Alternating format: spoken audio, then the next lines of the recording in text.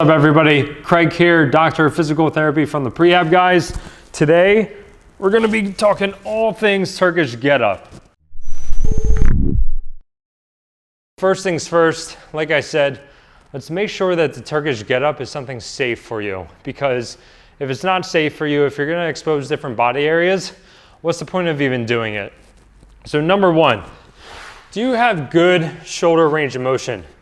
What I mean by that is, can you even get your arms all the way up overhead, okay? If you can't get your arms up all the way overhead, you're here and you're gonna be holding a kettlebell, you're just gonna be exposing a lot of stress to your shoulder, potentially setting you up for an overuse injury. So that's number one, shoulder. I'm gonna go to the wall in a little bit to show you another way to measure your shoulder range of motion, but let's stay here for a moment. Number two, how well can your trunk and your hips move? What I mean by that is, at one point, we have to get into this windmill position. However, I'm not getting into that position by just bending my back. I am moving through my hip joint, keeping my back as straight as I can, and rotating to get into this position. So we want to look at that on both sides, because it's pretty important to make sure that you can move through your hip so that we're not putting excess stress on our low back and our mid back. So that's number two. Number three, can you even put weight through your wrist? So just put your hands down on the ground. Can you shift your weight back and forth, loading through your wrist? Even maybe do some of these circles. You're gonna be holding a weight in your hand the entire time. You need to have good grip strength. You need to have the tolerance to holding weight in your wrist. If you can't even do those things, maybe there's some other things that we need to address before jumping into a get up. So those are three things, right? Shoulder range of motion. We're gonna head to the wall in a bit. How well can you move at your hips and your trunk? And what shape are your wrists in? Last but not least, ready? I'm gonna do some lunges. So you noticed that at one point you gotta get into this lunge position. You gotta have your arm up overhead, stand tall, and then come back down. Can you even do this balanced with no weight?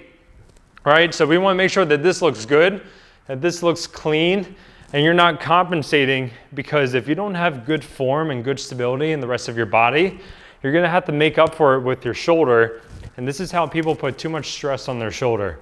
All right, so make sure that you can do lunge as well. All right, let's head over to the wall, because I wanna show this other cleaner shoulder range of motion test. Bring your feet away from the wall, get your low back and the rest of your back flat against the wall. Now, while trying to keep your elbows straight, try and get your thumbs to the wall. So I'm making sure that I'm keeping my elbows straight and I'm trying to get my thumbs to the wall. Are you arching in the back? Are your elbows bending? These are all things to be mindful of and to take a look at. But we want to make sure that we can get into this position while keeping our back relatively flat against the wall, or else we're just going to be compensating at different areas in our body when we're trying to do the get up, especially doing the lunge movement with the get up. All right, so now let's transition into how to get your first Turkish get up. All right, so this is how you should get your first Turkish get up. It's not with the weight, it's with the shoe. Let's come over here. I want to demonstrate. So if you can't master doing the Turkish get-up by balancing a shoe, then you're definitely shouldn't be doing it with a weight, okay? So get a shoe, balance it on your fist, and then go through the get-up. So the first part is we just need to get into the first position. If I'm holding the shoe in my left hand, I want it balanced right over my shoulder. Now with my right leg and my right arm, I'm thinking give or take maybe 30 degrees or so out to the side. You can go a little bit wider or more narrow if you want, but I think 30 degrees is the right way.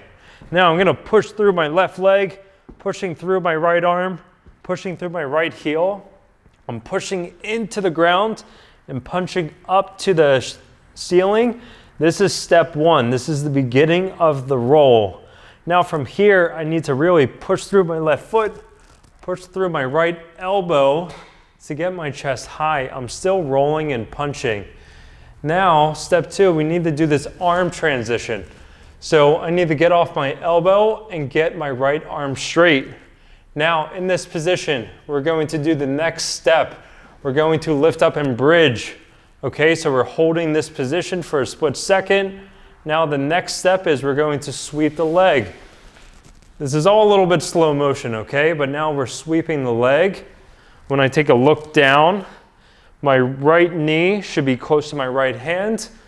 The shoe is balanced right over my shoulder. The more that the shoe is balanced over my shoulder, the less hard that my shoulder has to work, okay?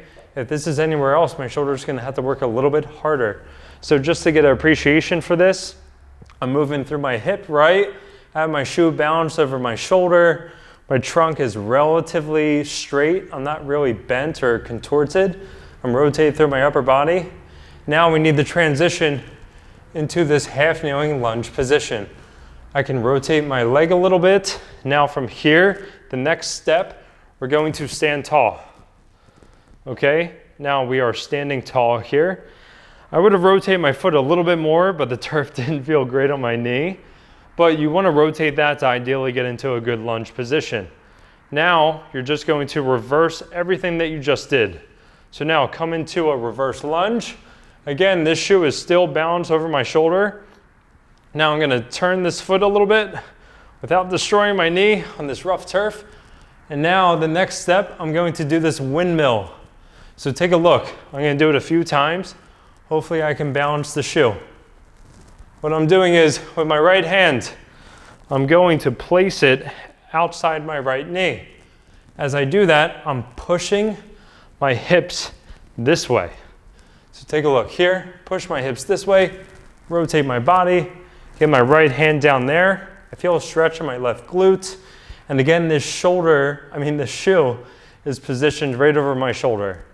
So now I need to get strong through my right arm, and then we're going to transition. Shoot that leg back out, stay really strong through my left foot and my right shoulder, and then come back down to this position. So I'm being mindful of my right shoulder. Take a look here. You can even zoom in a little bit, but I don't want this shoulder rotated forward here. I need to stay strong through my shoulder blade. You can readjust your arm position if you need to, but think, with this right hand, I'm like screwing it into the ground, locking in my lat and my shoulder blade, and that feels a lot more comfortable on my shoulder. Now I am going to do the next step where I transition back to my elbow and my forearm. So this looks familiar, right? If I look down, okay, relatively 30 degrees or so, give or take. This shoe is still balanced over my shoulder. I can't believe it. My shoulder's even getting a little bit of a workout here. So you can take a look from this position. I'm not sagging into my shoulder. I'm staying strong through my shoulder blade, punching this towards the ceiling. So I'm feeling these muscles here working to keep that, as well as staying strong through my right shoulder blade. And now extend that right arm, reverse the roll, and come back to starting position. And now I can finally relax. All right, now that you've mastered how to do a Turkish get up with just the shoe, what if you went to the weight and you're having a lot of difficulty with it? We're gonna cover some of the common faults and some of the common issues with the Turkish get up. And I'm gonna give you a few exercises that you can start doing that's gonna improve your Turkish get up performance. So number one is just wrist position, holding a kettlebell. You gotta do this right, especially as the weight gets heavier. You're gonna have a really hard time with this if you don't cradle a kettlebell good and then lay flat on your back and press up. My knuckles need to be facing the ceiling the entire time. What I see is people let their wrists extend, their palm faces the ceiling, they're stretching and compressing everything in the front of the wrist. Your wrist is going to hurt if you do that long enough with heavy weight. Also, I'll see elbows bend.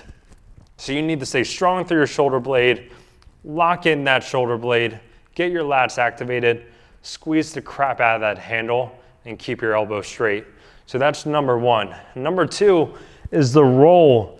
People will have a hard time getting into this rolling position. So what you can do is just practice the roll, right? So you can be here, push down through this left leg, push down through this right leg, keep your quads squeezed, and push down through this right arm, and then roll. You can just practice that. If that's getting good and getting better, and we're rolling, right? So I'm not trying to crunch like I'm doing an ab workout.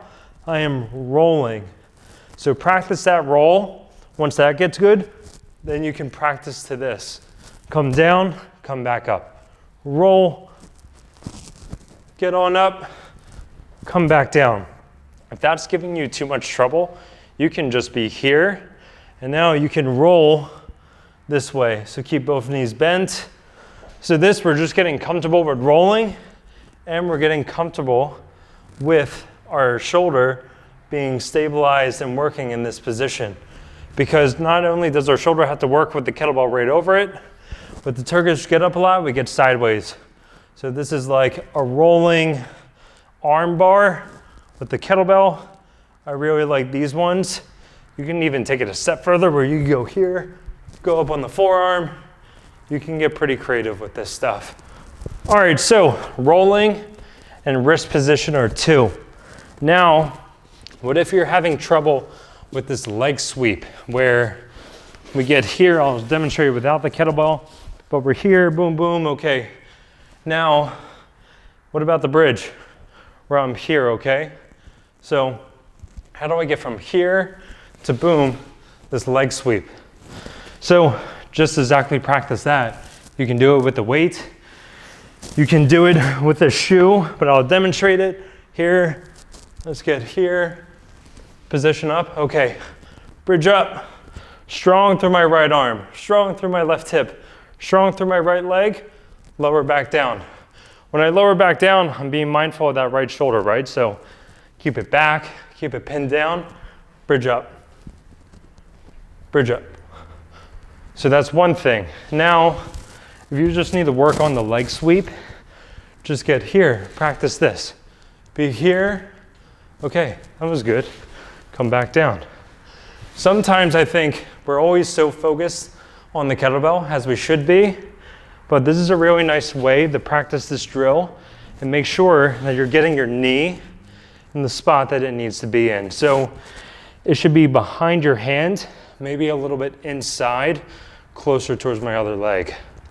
All right, what about coming down? So say that you're having a hard time with this. Let's go to this. So these are windmills, right? So ready? Let's have the camera get my entire body in this view. You're gonna be here. If I'm holding the kettlebell, left leg is forward. And now I'm just gonna windmill. Come down, come back up. Come down, come back up. So with this, I'm moving through my hip. I'm getting strong in this position. Now I'm staying rooted in all points of contact with the ground, but then I'm punching up towards the ceiling. What I mean by that is I'm here, and then it's a boom, punch up and get balanced.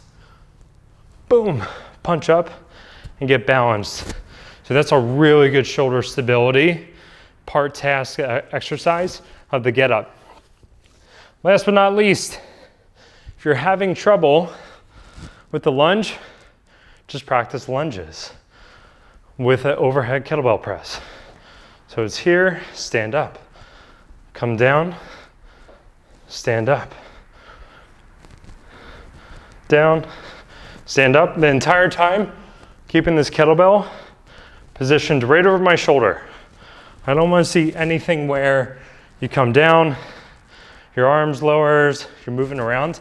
Like I said earlier, you are going to stress your shoulder the more that you have to make up for balancing the kettlebell if your lower body isn't balanced. All right, those are great tips to get going with the get up. Try them out, let us know what you think. More importantly, give us some more exercise ideas. Give us some more topics. Do you like kettlebell stuff? What about dumbbell stuff? What about barbell stuff? You name it. We're here to do a ton of videos, a ton of topics on this stuff. Long form style, let us know. I'm gonna go catch my breath. All right, subscribe everyone. Talk to you later.